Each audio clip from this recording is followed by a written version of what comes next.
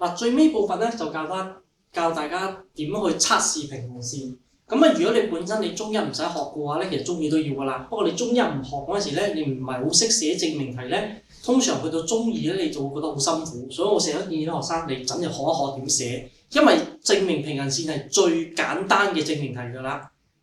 你起碼學識係點表達先。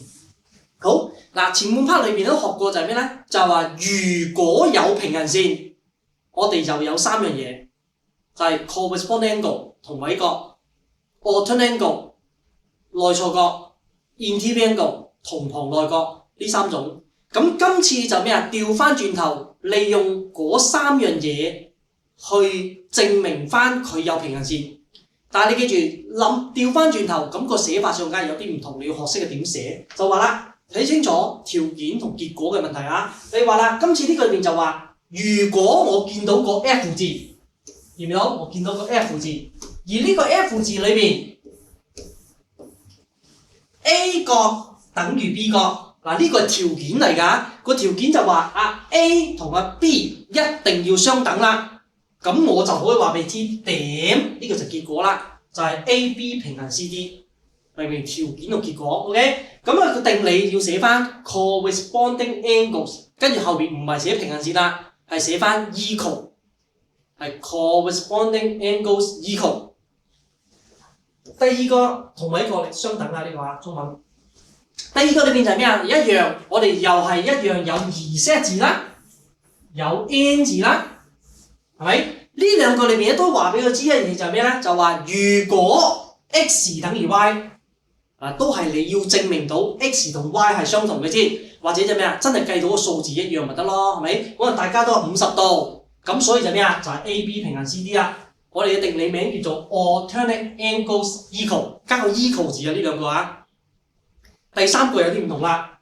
第三個裏邊咧，中文叫做同旁內角互補，中文叫互補啊，聽住話，叫互補不足嘅意思類似。咁今次我哋有個 C 字，咁啊一個 C 字，呢個 C 字裏邊就咩啊？就係 M 加 N， 我必須要計到180度。嗱，我真係計到180度啦，加埋，咁我就會話你知啦 ，A、B 就會平行 CD 啦。咁因為計到180度，所以因為相加第180度嗰個定理，我哋叫做 interior angles supplementary。OK， 佢全寫喺呢度啊，我通常寫 SUPP 加點 ，OK 加點落去啊。咁呢個我哋中文叫做同旁內角互補，就係借助呢三個裏邊嘅其中一個。所以我點解話證明平行線邊樣簡單？證明平行線簡單，原因就係我只需要一個理由就證明到佢全等啦，唔係證明到佢平衡啦。OK， 嚟緊學嗰啲唔係咁簡單㗎，越嚟越多，越嚟越多，越嚟越複雜啊！好，我哋示範一次俾你睇。第17條，佢依家就係話咧，我哋本身俾咗 A、B 平行 DC 你，呢個佢俾你㗎，佢俾你就用得㗎啦。有平行線就有同位角、內錯角同同旁內角嘅其中一個㗎啦。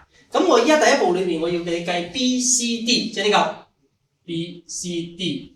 好啦，你要計呢嚿之前，咁當然你記住啊，你唔好一開波就話俾人知呢個等於113度啊，因為呢兩條線係未講平衡㗎，即係 BC 同埋 DE 係唔係平衡我唔知，唔知就唔用得，所以唔好亂嚟。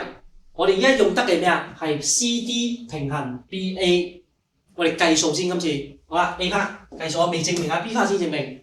計數就係咩啊？先計咗個 angle ABC， 再加293度，等於360度。呢個就係我哋咩啊？一個 point 啊，係咪 ？Angles at a point， 係嘛 ？Angles at a point。咁跟住之後就咩啊？就係將360度減293度，就係 angle ABC 就會等於67度啦。將360度減翻293度，跟住之後就再第二步咩啊？你計到呢個，因為呢兩個平衡嚟㗎，佢平衡嚟㗎，咁你就用得平行線嗰啲定理㗎啦，就係 angle BCD 再加67度就等於180度啦。呢個就係咩啊？我哋叫做 interior angle， 不過唔係 supplementary 啊，你記住，所以你要搞清楚就係你利用平行線嚟計數。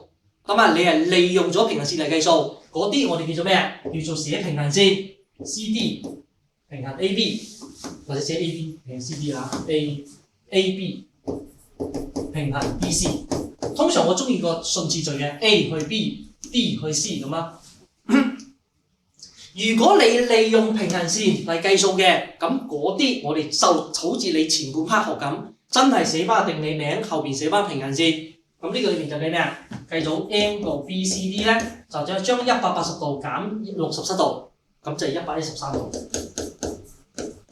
如果你直接講佢等於113度，你就大鑊啦，1分都冇啊，因為你用錯定理，係嘛？所以我成日同學生講，你做圖形題好麻煩嘅，你要問清楚你用緊嘅嘢或者計緊嘅嘢有冇定理 support 你先。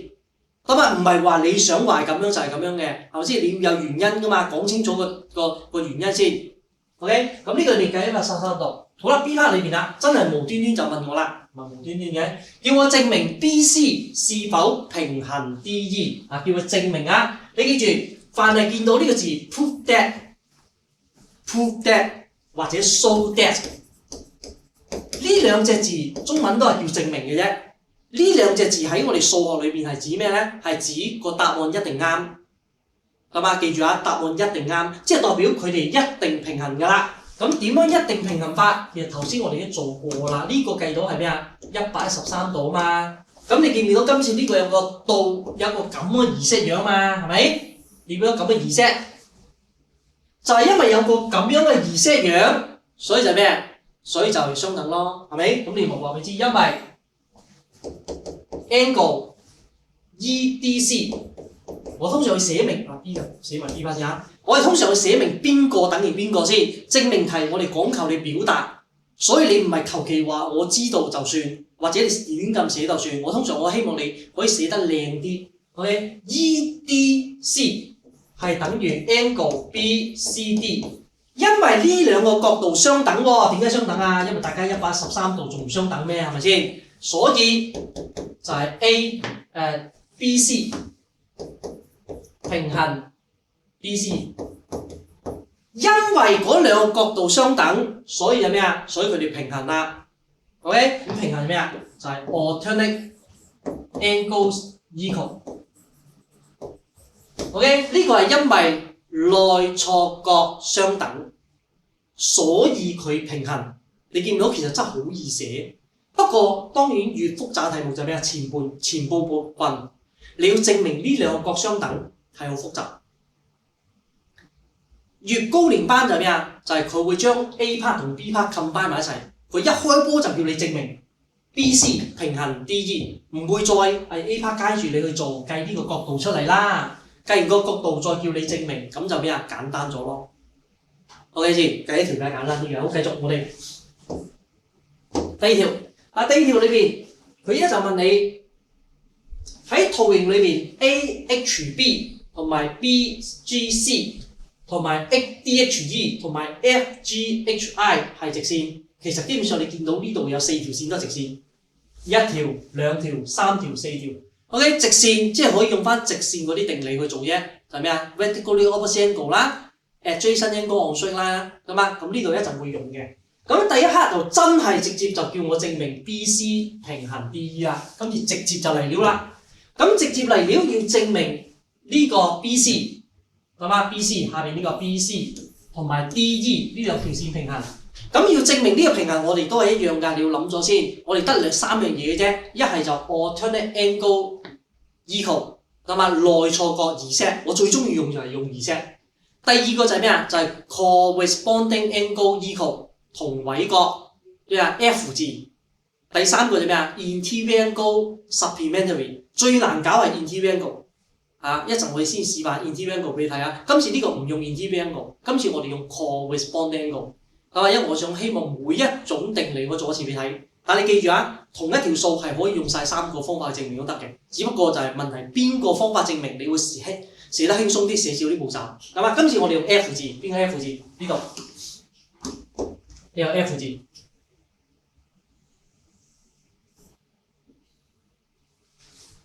嘛？呢個 F 字，不過當然倒轉咗 F 字，所以我要計邊個？我要計呢個 angle， 呢個呢個 angle 計到㗎啦，因為一個交叉 vertically opposite angle， 例如兩條綠色線交叉，呢條同埋呢條，見冇？兩條綠色線交叉就係個50度，你寫咯喎。angle DHB 等於50度，呢、個就係我哋嘅 vertically opposite angle，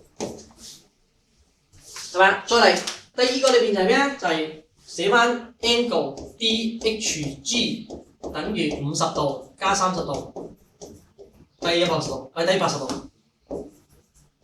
你扮晒清楚啲，寫多一兩步得嘛？唔好覺得蝕咗。就係、因為 angle DHG 等於 angle BGF 等於80度，因為我計到呢個同呢個係80度啊嘛，係咪？咁所以一個 F 字出現咗咯喎，所以個 BC 就會平衡 BE 啦。呢、個就係我哋嘅咩啊？我哋嘅 corresponding angles equal。第二個教你 corresponding angle equal 同位角相等，咁啊中文係同位角相等，你自己寫翻啦。好19啊，越後越難啊！19、20係最正嘅。21反而難度唔算咁冇咁高啊，得嘛？19、20係最難嘅兩條數，我覺得。好19先。19裏邊咧，佢一就係咩咧？就係、先話俾你知喺圖形裏邊咧 ，B 幅圖比較複雜，你望清楚。第一幅圖裏面 DE 同埋 CF 平衡，睇呢兩個平衡。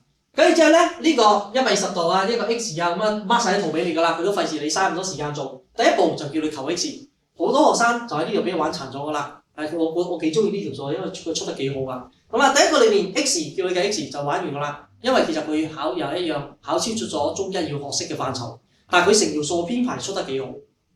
咁呢個裏面就咩啊？點樣先計到我哋 X 咧？我哋要諗下就係呢個平衡線喺呢度，但係平衡線喺呢度嘅話咧，我係需要計到呢個 angle 先。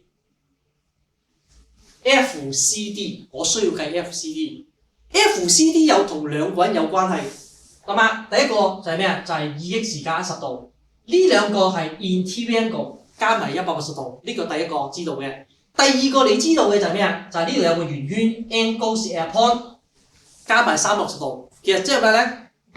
如果中二做咧，就會用聯立方程切多個未知數俾你就得啦。咁中一做我哋都係咩啊？都係要用。目標要諗一諗 FCD in terms of X， 咁啊，即係用 X 去表達佢，難度一定有啦。咁你做一次，因為呢條值10分左右啦。係嘛？第一步裏面咧，我哋有咩咧？我哋先用 angles upon 計 angle FCD，angle FCD 加翻 X 加翻5X 減10度等於360度 angles upon， 咁啊，我哋先計咗 FCD， 不過用 X 表示你計唔到出嚟㗎。我記住用 X 表示都係答案一種嚟㗎。10度掉佢即係370度減 6X，X 加 5X 啊嘛，係咪？我所以 angle FCD 等於370度減 6X。好，第二件係咩啊？再用多次 interior angle， 頭先講過啦，因為佢同兩個人有關係啊，用 interior angle， 我哋就咩咧？就係370度減 6x 加翻 2x 加10度等於180度 interior angle， 跟住之後就咩啊 ？DE 平衡 CF。DE 平衡 CF， 跟住之後咩啊？我哋計咗佢就計咗 X 啦。有難度你記住，純粹好多人就係、喂大佬，我原本都計唔到 FCD， 我點計落去啫？係咪？正常人都係咁諗嘅。不過就係學識到佢，你發覺自己真係強咗勁多啊！好，繼續330度加10度即係380度減40度等於180度。咁你記住啦，4x 唔會40度，4x。因為負 6x 加 2x 就變負 4x 啦，咁你380度減 4x 等於180度，咁其實咪即係咩啊？即係380度減200等於180度咯，你唔使慢慢移位㗎啦，係咪？咁係咪即係代表 4x 等於200度咯？係咁即 x 咩啊？50度啦。終於計到 x 等於50度啦。A part 我哋做完。好，到 B。嗱 B 裏邊咧，我都寫一寫呢個俾你先啦。呢、個頭先我計到係370度減 6x， 寫俾你睇下，容易啲傾。跟住之後就咩咧？我哋依家就係想證明 B part 佢想你證明 AB 平衡 DE。AB 係平衡 DE。嗱 ，AB 同 BDE 係咪平衡咧？其實我係唔會直接證明嘅。咁當然我係可以加線加到可以直接證明到。我今次就調翻轉頭用另一個方式就係咩咧？嗱，既然個 DE 同埋 CF 平衡啊嘛，係咪？咁我點解唔證明 AB 同 CF 咗？啱唔啱先？如果我證明到 AB 同 CF 平衡，咁我咪可以直接話 AB 平衡 CF， 亦都平衡 DE， 咁最後咪 AB 平衡 DE 咯，係咪先？你可以咁樣方法噶嘛？咁問題啦，依家要計個咩？要計個 CF 係咪平衡 AB？ 咁我都其實都有兩個方法嘅。不過我一就教你點樣用證明 interior angle， 可能會複雜啲。其實如果就咁望到㗎啦 ，x 加370度減 6x， 咁計一計係唔係120度咪知咯？但係呢個純粹我就咩？特登將你複雜少少，我教你一次點樣用 interior angle。其實本身我自己做數，我係好少用 interior angle嘅，因為我係可以避開晒所有嘅 interior angle， 用 alternate angle、equal 或者用 corresponding angle equal 嘅。但係純粹想示範一次俾你睇，所以我一做一次 interior angle supplementary 俾你睇。第一步我哋會咩啊？鋪丟個 FC， 係嘛？鋪丟 FC 嗰點叫做 G。OK， 鋪丟 FC to G， 啊，你記住純粹夾硬嚟㗎啦。鋪丟，唔好介意啊，學下嘢。鋪丟個 FC to G， 跟住之後咩咧？就係 angle GCD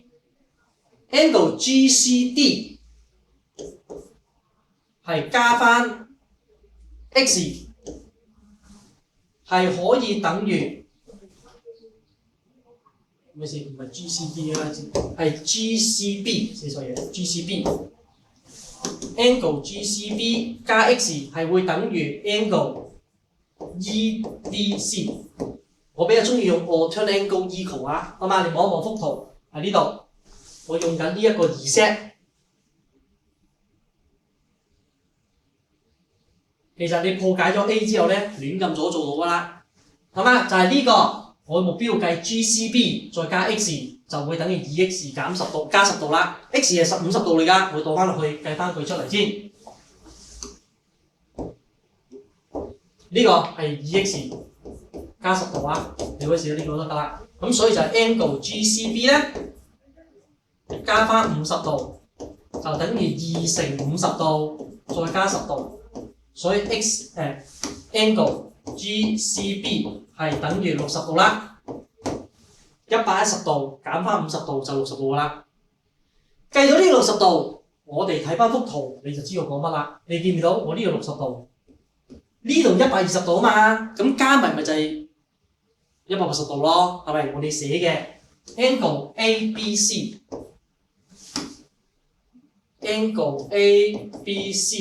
加翻 angle GCB， 嗱喺呢度啊，我係先寫咗嗰兩個 angle 相加先。你而家記住，雖然我一眼望到180度，但係你都要扮唔知。證明題就係咁㗎啦，你明知係真係㗎啦。但係你都要扮唔知，因為我哋寫一次俾你聽啊嘛，係咪？咁就等於120度加翻60度，就等於180度啦。係喎，真係計到180度咯，係咪啊？咁所以啦，個 AB 就平衡個 GC 啦。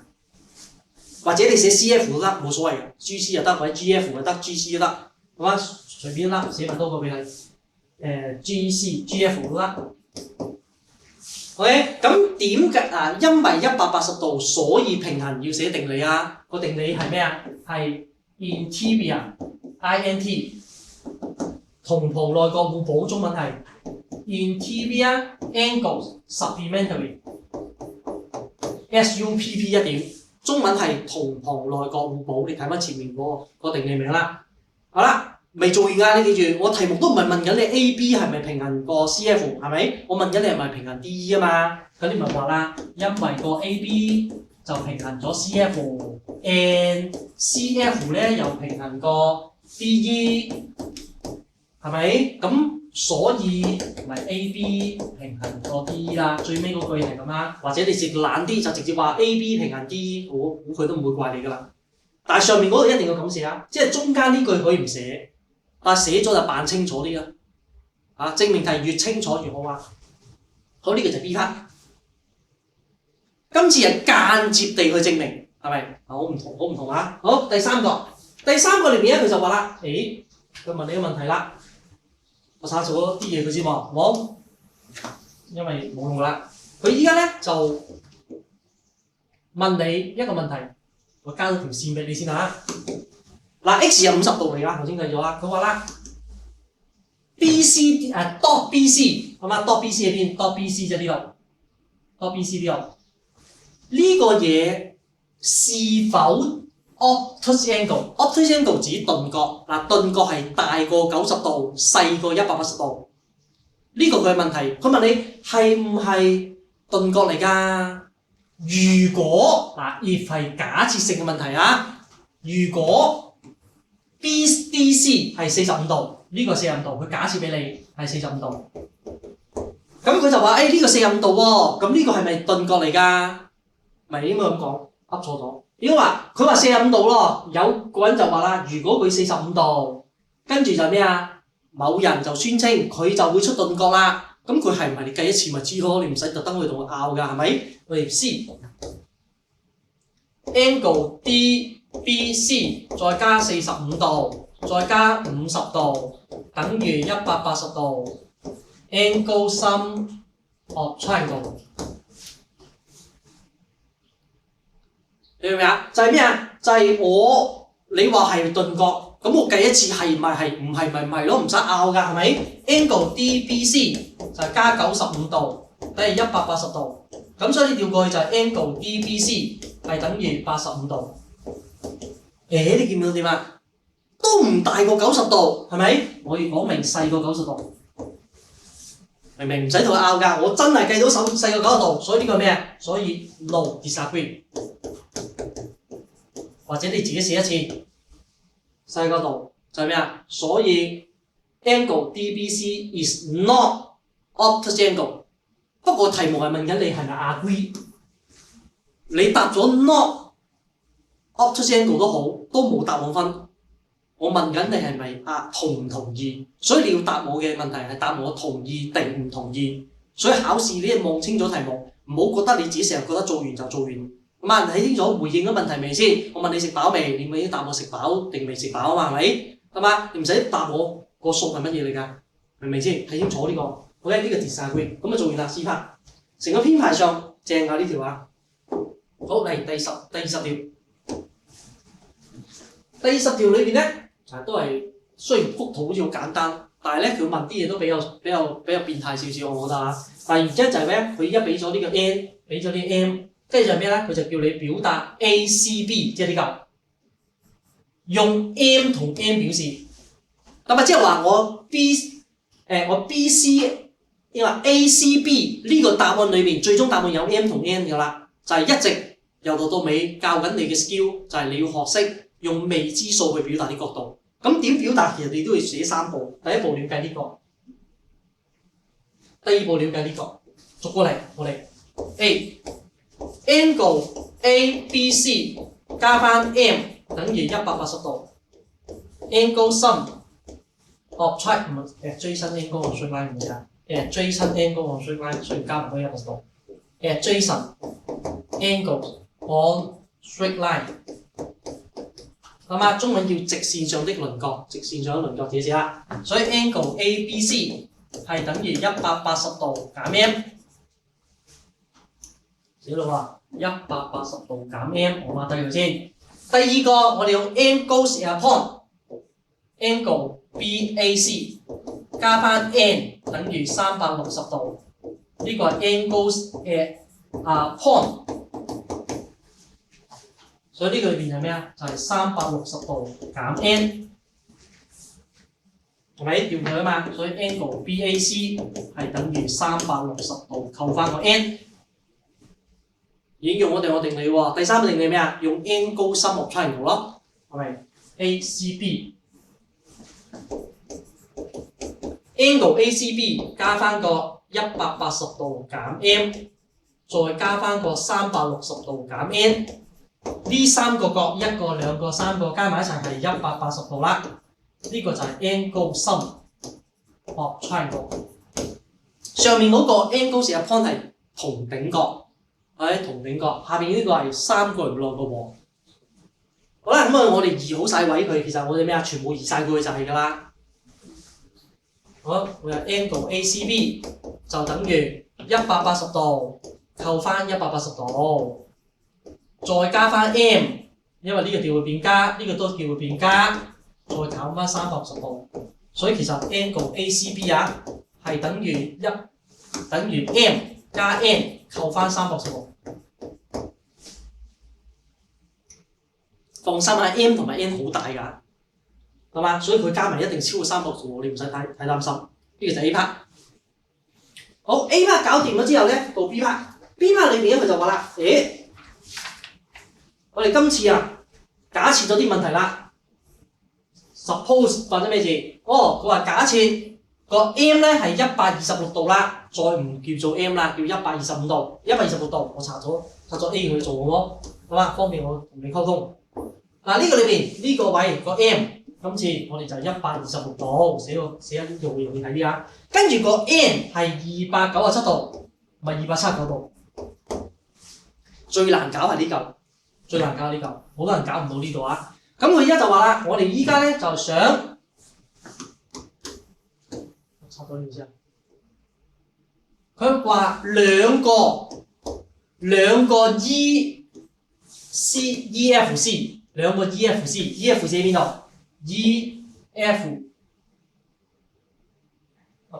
？ECF 好似 ECF 兩個兩個 ECF 會等於3個 BCE， 其實即係講緊藍色嗰兩個角嘅關係係乜嘢？咁點搞一陣先教你，我哋一定設未知數㗎啦。所以你中學唔識得解方程，唔識得設方程，你數學唔會好，絕對唔會好。所以好着重啲學生學解方程嗰課學得好好，學得唔好唔好意思，你要重學，即係你嘅中一嘅第3課解方程。佢一就問你，我哋用 A 嘅結果 ，A 結果做啲咩嘢？就係 angle ACB 等於m 加 n 減360度，呢個就係 A 嘅結果。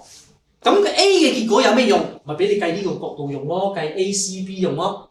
你明唔明？你肯定用㗎啦，咁你點用？所以你第一分你一定要識執，唔識計都要識執。將個 m 代126落去，將個 n 代279度落去，咁你咪計到 ACB 咯，係咪啊？計咗 ACB 出嚟先，第一分執咗先，跟住之後我一睇題目想做每一做啲乜嘢？佢問我 AB 是否平行 CE？AB 呢條線同埋 CE 呢條線是否平衡？佢係咪平衡？我都係嗰句啦，我哋三招啊嘛，一係 interior angle supplementary 加埋180度，係咪？第二個係 corresponding angle equal 同位角相等。第三個係 alternate angle equal 內錯角相等。我最中意用內錯角，所以如果你問我，我肯定會先計，因為128度減 m 我計到㗎啦呢個，我會證明下呢個角同呢個角。呢兩個角度，我兩個箭嘴嗰兩個角度係咪一樣？呢個我習慣啫。咁當然話我中意用 corresponding angle equal 得唔得？梗得啦，冇分別㗎。你證明下呢一個，你用其他色。嗱，藍色嗰兩個角係 alternate angle equal， 綠色嗰兩個角係 corresponding angle equal。證明到嘅兩個都證明到嘅，咁啊最麻煩嗰個係咩啊？係 interior angle。如果你話我中意用 interior angle 喎，得，咁就變用邊個？用呢個紫色加紫色。你將兩個紫色角加埋180度，就係代表佢係平行線㗎啦。你唔使揀晒3個喎，你揀一個做得㗎啦，係嘛？我今次就咩啊？我今次唔用我平時做開嘅，我真係用 Interangle Supplementary 做俾你睇。咩啊？用紫色做嗰個，係咪麻煩少少都唔緊要，好冇？咁我哋而家就咩啊？目標諗一諗點計紫色嗰兩個。計紫色之前，我哋都要咩？我哋要先計咗個 angle ACB 啊，佢講到明啊，利用 A 嘅結果你唔用就蠢啦！我同你講，凡係人哋講明用 A 結果你係必用㗎，所以我計咗先。angle ACB 係等於 M 係126度，加翻279度，減翻360度，等於405度，減360度，所以原來45度嚟嘅，係嘛？即係呢個位係45度，我 mark 低先嚇，呢個45度。第二個裏面用咩啊？我肯定要計 ECD 同埋 ECF 㗎啦。咁既然我要計咩？我目標係計呢個角嘛，我要爭呢個角就做用㗎啦。咁我哋就設個 let angle DCE 叫做 X， 係嘛？我 mark 個 X 落去俾你睇。紅得漫花，紫色嗰個都唔要啦。頭先呢個我計到45度啦。你唔好拆佢喎。頭先咩啊嘛？係咪 ？OK 呢個我設佢做 X。呢個 X 係指呢度，人哋俾一條算式俾你啊。最難搞係呢嚿啊，啲學生做唔到呢嚿啊。BCE 叫做 X， 即係呢嚿叫 X， 係咪？咁所以就咩啊？就係 angle ECF 係等於3個 X 除翻2。個意思係嘛？2個 ECF 係等於3個 BCE。咁因為你叫 X 啊嘛，你咪寫 X 咪得咯。所以就3個 X， 呢個將佢移除過去，其實你寫 1.5X 仲好。不過隨便你唔中意寫 1.5X 都得。好啦，咁啊嚟咯喎，呢個叫 X， 原來呢個叫做 3X 除2。咁我哋就咩啊？因為佢直線嚟噶嘛，adjacent angle on straight line X 加45度，再加翻 3X 除2，等於180度。呢3個 angle 加埋一齊係等於180度，係 adjacent angles on straight line， 咁啊，直線上的輪廓。咁計數嗰時一定要將個 3x 加2變咗做 1.5x， 呢個 1.5x，x 加 1.5x 係變 2.5x， 變小數做容易做啲㗎，份數好難搞嘅，將呢個調去135度。OK， 其實呢個5除2啫嘛，係咪？5除2，將個變咗做將佢，其實即係呢個叫5/2x， 等於135度。將個2乘過去係等於咩？係等於270度。再將個5除過去，咁所以 x 咧就等於，其實你唔使寫咁多步，呢啲唔使寫就得啦。我教你點心算得快啲，54度。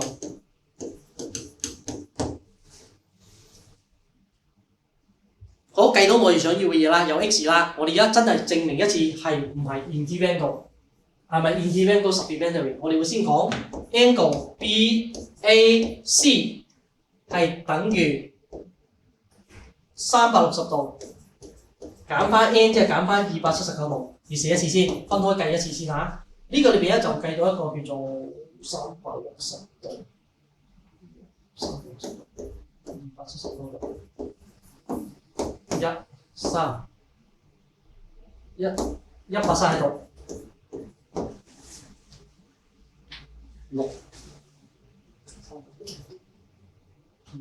我就睇錯字添，一睇就得啦，有啲。360度減279度，借1俾佢，呢個15即係81度。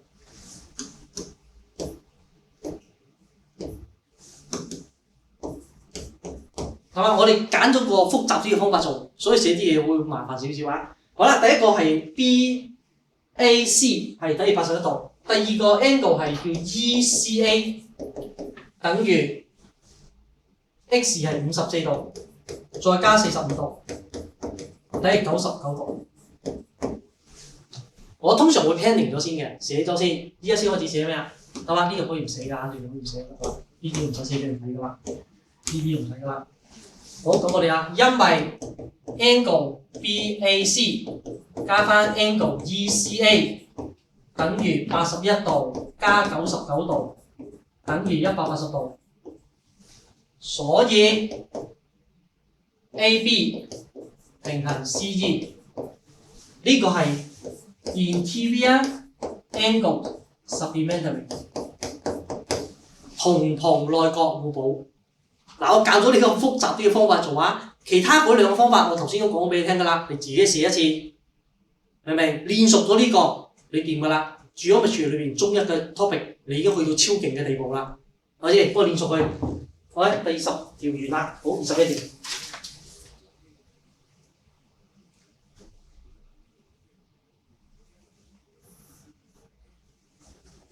21條啊。OK， 好，21條。第21條都正嘅，不過我覺得難度冇之前嗰啲咁高啊。但係我都值得我同你去解釋㗎啦。第一個裏邊咧，佢就俾咗一對平行線俾你先，俾咗你㗎呢個啊，圖形都 mark 曬角度㗎啦，我都唔使逐個同你講啊 ，mark 曬俾你㗎啦。咁啊，第一個裏邊佢叫你計個 A， 計個 A。咁啊，計個 A 裏邊咧，呢例牌課嚟㗎啦，所有 band one 嗰啲都係咩啊？我哋要做一樣嘢就係先計咗呢個角度先，係嘛？再用三角形內角和，明唔明？分兩步做，第一步 angle BES 加翻 7A 加23度等於180度。adjacent angle on straight line， 直線上的輪廓，呢兩個加埋係180度。放心啊，佢有講到佢係直線嚟㗎，CESR 係直線嚟㗎，OK 唔係直線唔用得㗎，所以你望清楚。所以 angle BES 等於180度減23度，即係157度，減翻 7A。OK 157度減翻 7A。好，第二個。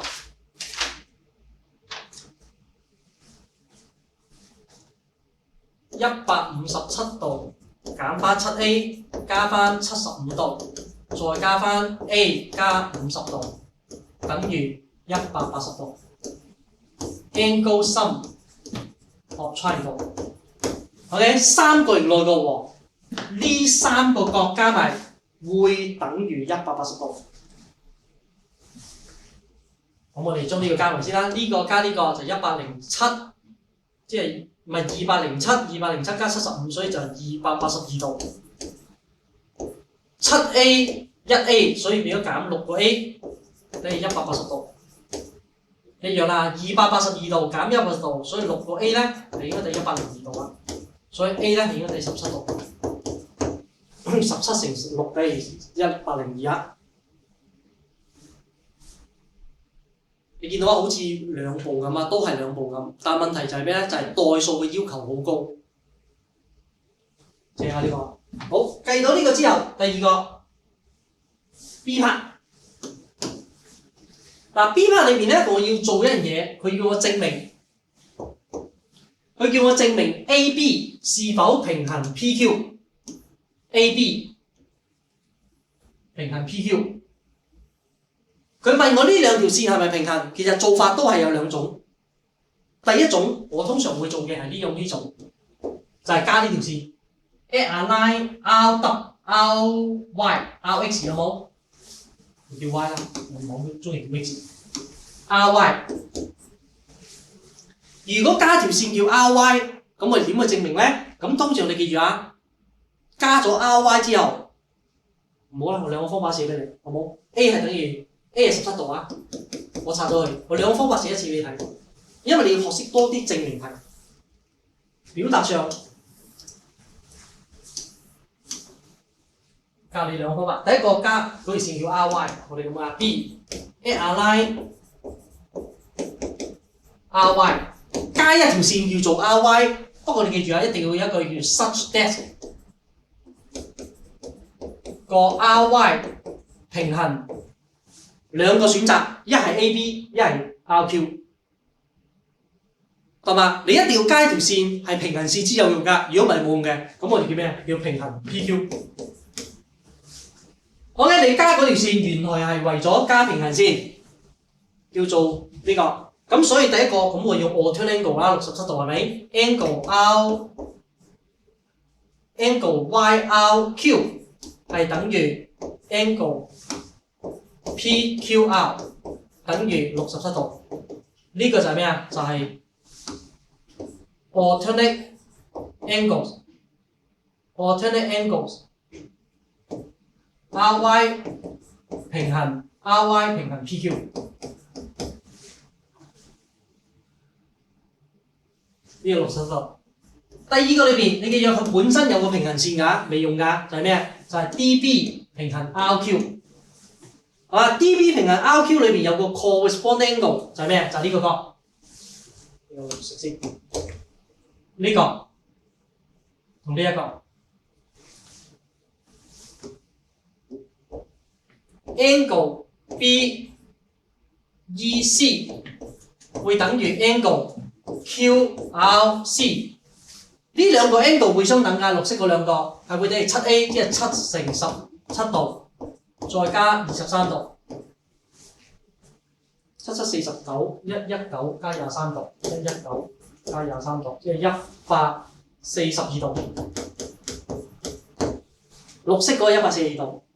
好，我哋仲差一個啦，就係 angle YRS 等於142度，扣翻個67度，呢個會計到係等於75度。我依家係計到呢個位係75度，咁點咧？呢個75度，呢個75度，咁咪即係代表 RY 同 AB 平衡。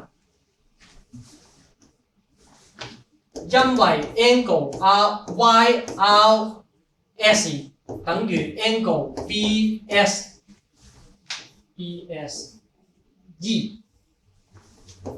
等於75度，所以我哋個 RY 咧都肯定會平衡個 RY 會平衡個 AB 啦。呢個係 corresponding angles equal。呢個第一個方法就係借助個 RY 平衡個 PQ， 我就可以借助呢個平衡呢個，再證明 RY 平衡 AB。你一定要先假設咗其中一個平衡先㗎，如果唔係就冇意思嘅呢條數。所以最終就可以證明到咩啦 ？AB 平衡 PQ 啦，所以 AB 係會平衡 PQ。呢個就冇定理㗎，因為你慢慢自己去證明翻轉頭嘅。呢個第一個方法喺呢條嚟講，我覺得係有啲棘嘅，係咪有啲棘嘅？反而就係呢個加法，但係呢個加法係 normal 嘅，通常學生會諗到嘅加法，或者我自己平時做開數嘅加法係咁。通常做數冇一個特定做法㗎，係咪？所以我今次教埋你第二個方法。我覺得第二個方法喺呢條嚟講，反而做得輕鬆啲嘅。所以我教埋你做第二個方法。好，我哋查到佢先啊！記住 A 係17度已經知㗎啦。咁跟住今次我哋加嘅線係咩咧？我哋反而將佢延長佢，鋪雕出去。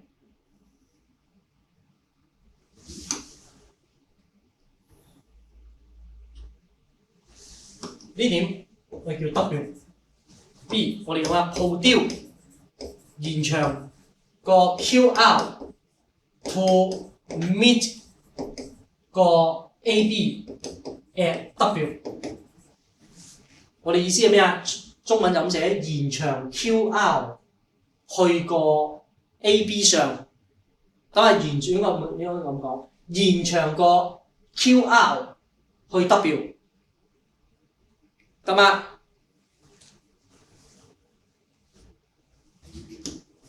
或者咁講啦，延長個 QR 去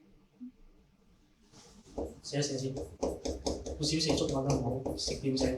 延長個 QR 至 A，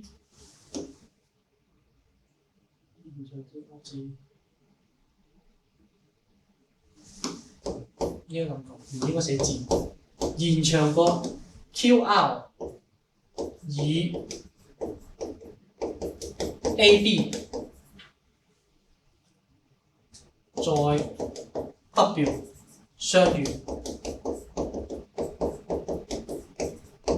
得嘛？咁樣寫啦。如果你係中文嘅話，或者有啲其實都唔執着，就咁畫喺幅圖度已經 OK 啦。我覺得用呢個會好做啲嘅嚇，就咁延長佢，我唔需要特登話加一條平行線，係咪？第一個裏邊我哋有個咩㗎？有個平行線㗎，就係呢兩條平行。所以我第一個我先計呢個，要計呢個其實即係咩啊？就係 angle QAB 係會等於 angle EBA 等於 A 加15度 ，A 加50度，即係17度加50度。呢個係定理，要寫翻低㗎，要寫定理㗎。呢個定理係 alternate angles equal 唔係 alternate angles， 跟住係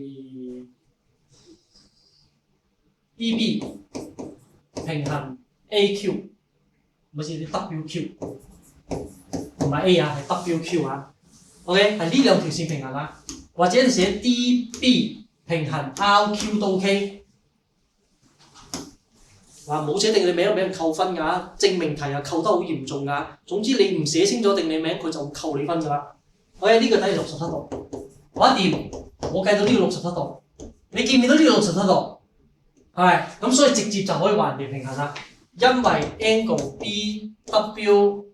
BWQ 嗱，唔好寫 A 啊，記住係 W 嚟㗎。因為我唔知道佢哋相遇嗰點係咪 A 嚟㗎，千祈唔好寫 A 啊，一定要寫另一個新嘅英文字母。咁啊，咁佢就吹你唔脹㗎啦。如果你寫 A， 其實佢係有權扣你分㗎。你話相遇喺 A 嗰度係唔合理㗎。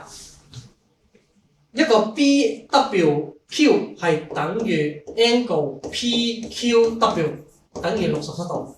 嗱，因為呢兩個相等，所以個 AB 其實就真係平衡 PQ 啦。呢個係直接好多，但係呢個方法唔係個個諗到㗎，因為要延長條線。究竟點延長邊條線咧？點去表達咧？咁啊，頭先嗰條係 normal 嘅方法嚟㗎。呢個就係咩咧？就係 alternate angle equal。